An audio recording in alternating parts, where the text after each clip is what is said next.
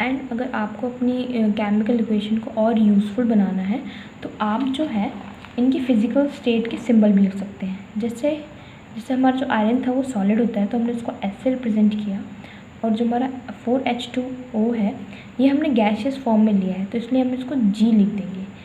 Then Fe3O4 ये हमारा solid है एंड 4H2 ये हमारा गैस है।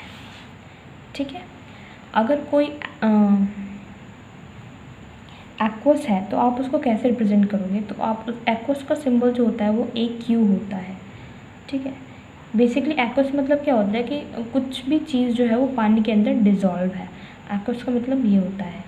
ठीक है, तो यहाँ पे जैसे एक रिएक्शन है, CO जो गैस है और रिएक्ट कर रही है 2H2 से, जो भी वो भी गैस है, और क्या दे रही है CH3OH। ठीक है, तो अब हम आगे बढ़ते हैं। तो आगे जो है हमारे क्वेश्चंस हैं इन टेक्स्ट के, ये अब आप कर लेंगे इजीली। अब आते हैं हमारी टाइप ऑफ केमिकल रिएक्शन।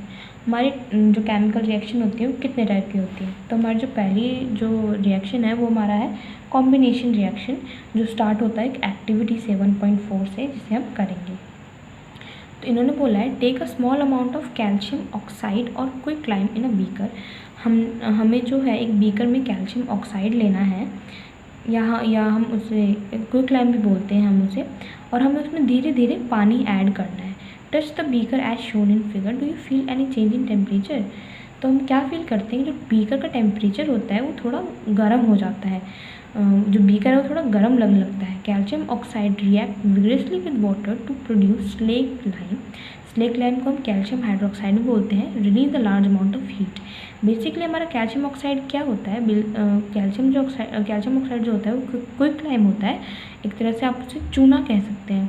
जो पुताई के लिए जो चूना आता है घर में, अगर आप उसमें पानी डालोगे तो आपने देखा भी होगा वो चूना जो है वो गर्म हो जाता है। तो वो वही रिएक्शन है कि हमने कैल्शियम ऑक्साइड लिया CaO और हमने उसमें पानी ऐड किया। जैसे ही हम उसमें पानी ऐड करेंगे तो क्या होगा, बहुत सारी हीट जो है वो रिलीज़ होगी, जो भी वो बर्नर या जो भी वो बीकर होगा वो हीट हो जाएगा, क्योंकि वहाँ पे वो क्या बन जाएगा, वहाँ पे बन जाएगा हमारा स्लेक लाइम यानी कैल्शियम हाइड्रोक्साइड CaOH का whole twice. In this reaction calcium oxide and water combine to form a single product. Basically combination reaction नाम से क्लियर हो रहा है कि दो चीज़ कंबाइन होके कुछ एक प्रोडक्ट बनाएंगी। तो यहाँ पे हमने देखा कि कैल्शियम ऑक्साइड और जो हमारा वाटर था वो दोनों कंबाइन होके एक सिंगल प्रोडक्ट दे रहे हैं। क्या दे रहे हैं, calcium hydroxide. Such a reaction in which a single product is formed. A word equation shows change of reactant to product through an arrow placed between them. The reactant are written on the left hand side. जो reactant होते हैं वो हमारे left hand side लिखे जाते हैं with a plus sign, और अगर एक से ज़्यादा हैं तो उसके बीच में प्लस का साइन लगता है। Similarly products are written on the right hand side, और जो हमारा फाइनल प्रोडक्ट होता है वो राइट हैंड साइड लिखा जाता है विद अ प्लस साइन। अगर एक से ज़्यादा प्रोडक्ट बनते हैं तो हम उसके साथ प्लस लगा देते हैं between them. The arrowhead point towards the product and shows the direction of the reaction. जो ये arrowhead है वो एक तरह से ये भी बताता है कि रिएक्शन फॉरवर्ड डायरेक्शन में हो रही है। अब हम बात करते हैं राइटिंग अ केमिकल इक्वेशन कि एक केमिकल इक्वेशन को हम प्रॉपरली कैसे लिख सकते हैं। Is there any other shorter way of representing chemical equation? Chemical equation can be made more concise and useful if we use chemical formula instead of words. जो हमारी केमिकल रिएक्शन है हम उसको केमिकल फॉर्मूले में ईजिली लिख सकते हैं, उसको ज़्यादा अगर हमें लेंदी नहीं करना हो। A chemical equation represents a chemical reaction. जो भी हमारी जो केमिकल इक्वेशन होती है वो एक केमिकल रिएक्शन को रिप्रेजेंट करती है। If you recall formula of magnesium oxygen and magnesium oxide, the above word equation can be written as. Word equation को हम magnesium plus oxygen gives magnesium oxide. जब हम इनके नंबर ऑफ एटम्स, जो each element के जब हम atoms count करते हैं तो हमें क्या पता चलता है कि count and compare the number of atoms of each element on the left hand side and right hand side of the arrow. Right hand side के हमने एटम्स काउंट किए और जो हमने राइट हैंड साइड के काउंट किए तो हमें क्या पता चलता है कि ये अनबैलेंस है। Is the number of atoms of each elements the same on both side? If not then the equation is unbalanced. हम देख सकते हैं यहाँ पे मैग्नीशियम कितना है, 1 प्रेजेंट है, यहाँ पे भी 1 है, लेकिन यहाँ पे ऑक्सीजन 2 है और यहाँ पे ऑक्सीजन 1 है, ये अनबैलेंस है। तो ये इक्वेशन जो है ये हमारी अनबैलेंस है। The mass is not the same on both side of the equation. जो यहाँ पे मास है दोनों रिएक्टेंट का और प्रोडक्ट का वो सेम नहीं है। तो ऐसे जो केमिकल इक्वेशंस हैं हम इसको स्केलेटल केमिकल इक्वेशन भी बोलते हैं। देन अब हम आते हैं बैलेंस्ड केमिकल इक्वेशन क्या होती है। तो अब हम यहाँ पे बेसिकली हम बैलेंसिंग सीखेंगे कि बैलेंसिंग कैसे की जाती है। तो पहला हमारा जो एग्जांपल है वो हमारा zinc plus sulphuric acid gives zinc sulphate and hydrogen. तो यहाँ पे हमने लिया zinc plus H2SO4 gives ZnSO4 plus H2। तो यहाँ पे देखिए जिंक भी 1 है, यहाँ पे भी जिंक 1 है, यहाँ पे हाइड्रोजन 2 है, यहाँ पे भी हाइड्रोजन 2 है, यहाँ पे S1 है, यहाँ पे भी S1 है, लेकिन यहाँ पे भी ऑक्सीजन 4 है और यहाँ पे भी ऑक्सीजन 4 है। तो ये जो हमारी जो केमिकल इक्वेशन है हमारी बैलेंस इक्वेशन है, हमें इसको बैलेंस करने की ज़रूरत नहीं है। अब हम एक सेकेंड एग्जाम्पल लेते हैं, वो है हमारा Fe plus H2O give Fe3O4 plus H2। अगर हमें इसको बैलेंस करना हो तो हम इसे कैसे बैलेंस करेंगे? तो ये देखो यहाँ पे जो मेरी इक्वेशन थी वो मेरी थी Fe, वो थी मेरी Fe plus H2O gives Fe3O4 plus H2। तो यहाँ देखो, यहाँ जो आयरन है वो यहाँ पे 1 है, यहाँ पे 3 है, तो मुझे यहाँ पे ऐड करना है। अगर आपको कुछ भी चीज़ बढ़ानी होगी तो आप यहाँ पे सिर्फ आगे आगे बढ़ा सकते हो, ठीक है। यहाँ मतलब यहाँ नहीं लगा सकते, आपको बस C ही लगा सकते हो। तो आपको यहाँ पे 3 आयरन चाहिए, तो मैं इसको यहाँ पे 3 बना दूँगी, ओके। अब यहाँ पे आती है H2 की बात। यहाँ पे भी हाइड्रोजन 2 है, यहाँ पे भी हाइड्रोजन 2 है। अब बात आती है ऑक्सीजन की। यहाँ पे 1 ऑक्सीजन है और यहाँ पे 4 ऑक्सीजन है, तो मुझे यहाँ पे 4 ऑक्सीजन की ज़रूरत है। तो जैसे मैंने कहा मैं यहाँ ऐड नहीं कर सकती, मैं यहाँ ऐड करूँगी। तो मैंने यहाँ पे 4 ऑक्सीजन ऐड कर दिए, तो मेरे ऑक्सीजन तो बैलेंस हो गए, बट जो मेरा हाइड्रोजन था वो मेरा इनबैलेंस रह गया। तो मेरे यहाँ पे हाइड्रोजन कितने बन रहे हैं, 4 × 8। तो मैं भी यहाँ पे 4 ऐड कर दूँगी और ये यहाँ पे भी हाइड्रोजन कितने हो जाएंगे, 8 हो जाएंगे। तो ये हमारी जो इक्वेशन है हमारी बैलेंस हो चुकी है। तो बैलेंसिंग ऐसे की जाती है। अगर आप इन टेक्स्ट के क्वेश्चन देखोगे उसमें भी बहुत सारी बैलेंसिंग इक्वेशन है, उससे आपकी और भी प्रैक्टिस हो जाएगी। तो basically in this reaction calcium oxide and water combine to form a single product. यहाँ पे जो था कैल्शियम ऑक्साइड और जो वाटर था वो दोनों रिएक्ट करके एक सिंगल प्रोडक्ट बना रहे हैं। तो कॉम्बिनेशन रिएक्शन के नेम से ही क्लियर है कि दो या दो से ज़्यादा चीज़ कंबाइन होकर एक सिंगल प्रोडक्ट बनाएगी। तो such a reaction in which a single product is formed when 2 और more reactants is known as combination reaction. Means कि कोई जो भी रिएक्शन जिसमें एक सिंगल प्रोडक्ट बन रहा है, जब 2 या 2 से ज़्यादा प्रोडक्ट्स जो हैं वो रिएक्ट कर रहे हैं। देन अब हम आते हैं इस डू यू नो वाले टेबल पे। ये टेबल भी इम्पॉर्टेंट है क्योंकि अब देखते हैं इसमें क्या लिखा है। A solution of slaked lime. Slaked lime हमारा क्या होता है, कैल्शियम हाइड्रोक्साइड, CaOH का होल ट्वाइस। कैल्शियम हाइड्रोक्साइड को हम स्लेक्ड लाइम बोलते हैं। Produce by the reaction 1.13।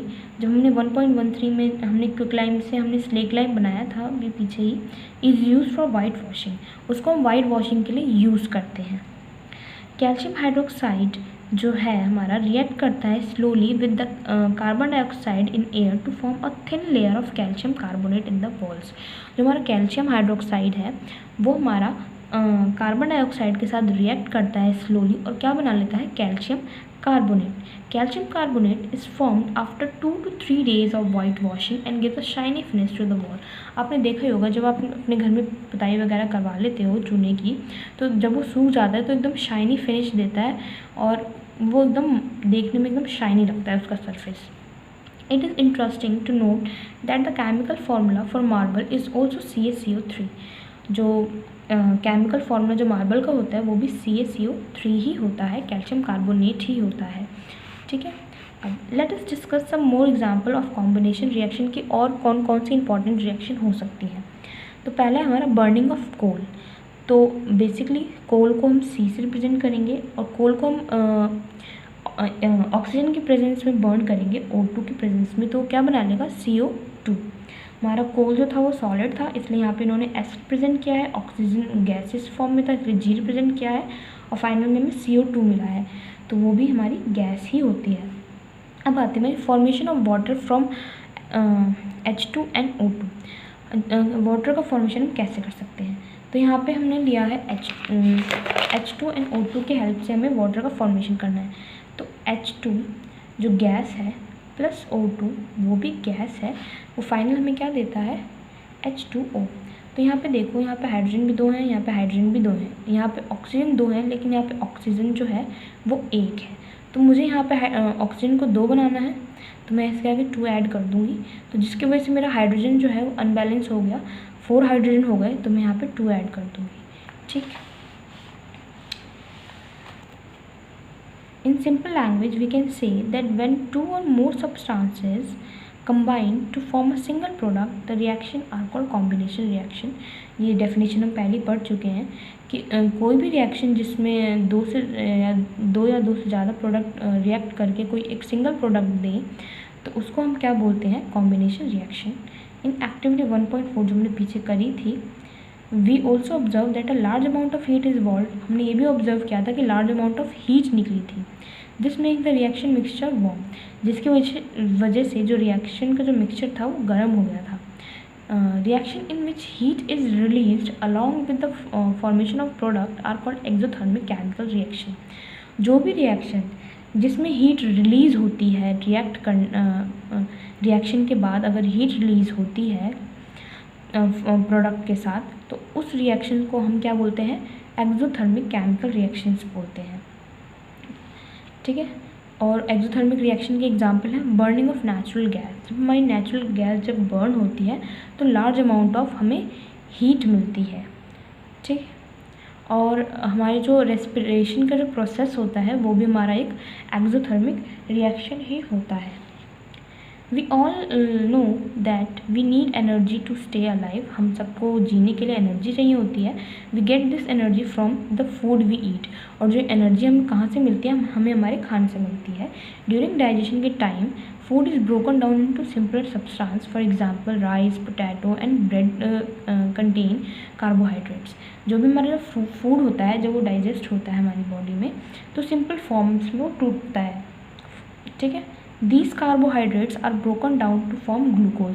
जो ये कार्बोहाइड्रेट रिच फूड्स होते हैं जब भी टूटते हैं तो ग्लूकोज की फॉर्म में टूटते हैं, और जो ग्लूकोज होता है कंबाइन करता है ऑक्सीजन के साथ जो हमारी बॉडी में सेल्स होती हैं उसमें, और हमें क्या प्रोवाइड करता है, एनर्जी।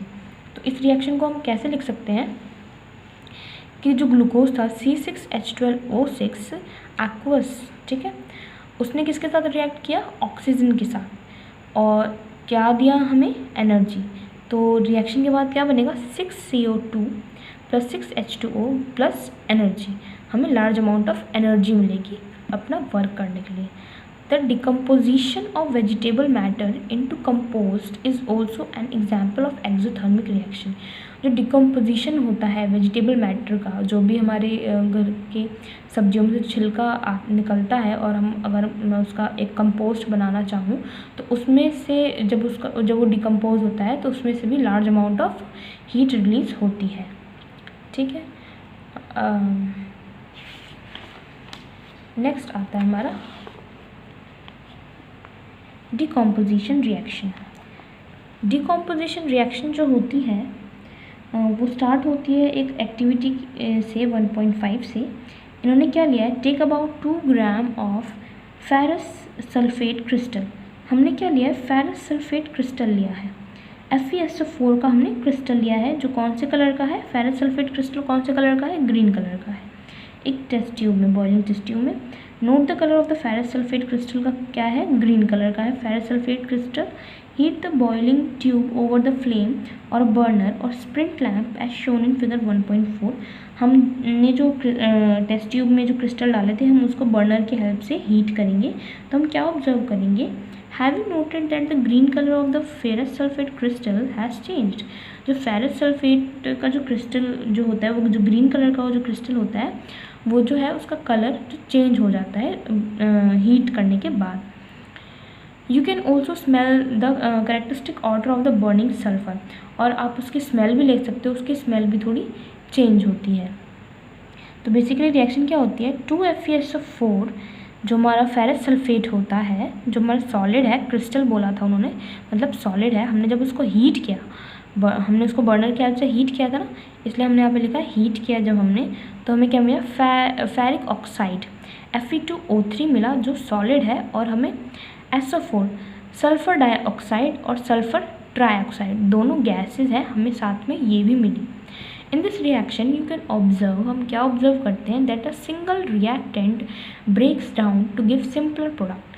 हमने क्या इसमें ऑब्जर्व किया कि जो एक सिंगल रिएक्टेंट था वो ब्रेक डाउन हुआ 2 या 2 से ज़्यादा प्रोडक्ट्स में। डिकम्पोजिशन है, नाम से ही क्लियर होता है कि कोई भी चीज़ है वो डिकम्पोज होगी, वो टूटेगी। तो जैसे एक रिएक्टेंट था, आफ्टर रिएक्शन के बाद वो 2 या 2 से ज़्यादा प्रोडक्ट्स में टूट गया। फेरस सल्फेट क्रिस्टल जो FeSO4.7H2O था, वो कैसे टूटा, तो फेरस सल्फेट का जो क्रिस्टल का फॉर्मूला जो होता है वो एग्जैक्टली ये होता है, FeSO4.7H2O। उसमें क्या हुआ, जो H2O है 7, इसमें वाटर मॉलिक्यूल जो हैं वो उन्होंने अपना जब हमने उसको हीट किया तो उन्होंने अपना वाटर लूज़ किया, and the colour of the crystal change, और जिसकी वजह से जो क्रिस्टल का कलर था वो भी चेंज हो गया। It then decompose to ferric oxide, और फिर वो बाद में फेरिक ऑक्साइड में डिकम्पोज हुआ, टूटा, और सल्फर डाइऑक्साइड में एंड सल्फर ट्राइऑक्साइड में। फेरिक ऑक्साइड जो है is a solid while SO2 and SO3 are gases. Ferric oxide जो है वो हमारा एक सॉलिड है, और हमारा जो sulphur dioxide and sulphur trioxide है वो हमारे गैसेस हैं। Decomposition of calcium carbonate to calcium oxide and carbon dioxide on heating is an important decomposition reaction used in various industries। जो हमारा डिकम्पोजिशन ऑफ कैल्शियम कार्बोनेट है, जिसको हम limestone भी बोलते हैं, टू कैल्शियम ऑक्साइड यानी क्विक लाइम। कैल्शियम कार्बोनेट को हमने किस में कन्वर्ट डिकम्पोज किया है, कैल्शियम ऑक्साइड में एंड कार्बन डाइऑक्साइड। जब हम उसको हीट करते हैं, बहुत इंपॉर्टेंट डिकम्पोजिशन रिएक्शन है, ठीक है। Calcium oxide is called lime और क्विक लाइम। हम कैल्शियम ऑक्साइड को हम क्विक लाइम भी बोलते हैं। जैसे कि मैंने आपको बोला, कैल्शियम कार्बोनेट CaCO3 को हमने हीट करके उसको किस में कन्वर्ट कर दिया, कैल्शियम ऑक्साइड में, या हम उसको क्विक लाइम भी बोल सकते हैं। तो कैल्शियम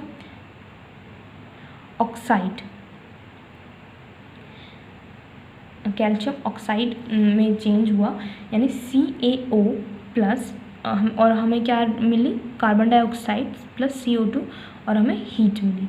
जो ये जो डिकम्पोजिशन रिएक्शन है, ये बहुत इंपॉर्टेंट डिकम्पोजिशन रिएक्शन है, बहुत सारी इंडस्ट्रीज़ में यूज़ किया जाता है। So thank you for watching this video, और आगे हम कंटिन्यू अपने नेक्स्ट वीडियो में करेंगे। तो थैंक यू।